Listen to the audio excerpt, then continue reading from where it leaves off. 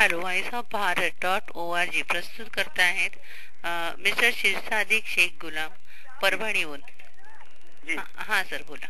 मी जिंतूरला Parbhani district मध्ये जिंतूर तालुका आहे madam. हां सुरुवात करा. इथं रोजगाराच्या कुठल्याही संधी उपलब्ध नाहीत.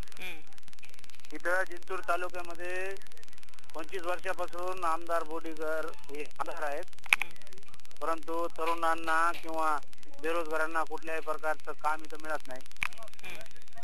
कुठल्याही प्रकारचे इथं कारखाने नाहीत. त्याच्यामुळे इथं परभणी जिल्ह्यामध्ये बेरोजगारी फार प्रमाणात आहे.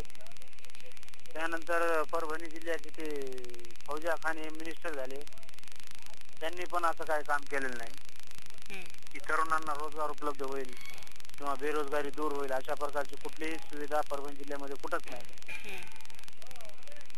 बाकी इथले रस्ते एकदम खराब आहेत. लोकांना चालण्यासाठी फिरण्यासाठी फार त्रास व्हावा लागतो. जिंतूर परभणी सध्या रस्ता एकदम बेकार अवस्थेत आहे. सिव्हिल मध्ये कुठल्या प्रकारची सुविधा नाही. दवाखान्यामध्ये बऱ्याचशा समस्या आहेत मॅडम परभणी जिल्ह्यामध्ये. शिक्षणाचा स्तर कसा आहे? शिक्षणाचा स्तर एक 40-50% ठीक आहे. तसं काय चांगल्या प्रकारचे एज्युकेशन इथं भेटत नाही. इथले जे चांगले एज्युकेशन घराण्यातली मुलं आहेत ते बाहेर गावी शिक्षणाला जातात. पुण्याला, मुंबईला, नांदेड, औरंगाबाद, इकडे तिकडे. इकडं तसं काही इन्स्टिट्यूट वगैरे नाही. इकडं फार्मसी नाही. इकडं कुठल्या प्रकारचं व्हॅकेशनल कोर्स इथं होत नाही. जिंतूरला, परभणीला वगैरे जास्त प्रकारची फी आकारणी होते. इकडं शाळांमध्ये पालकांकडून बऱ्याच प्रकारे फी उकळल्या जाते. इकडे त्याच्याकडे कोणी पाहत नाही, लक्ष देत नाही.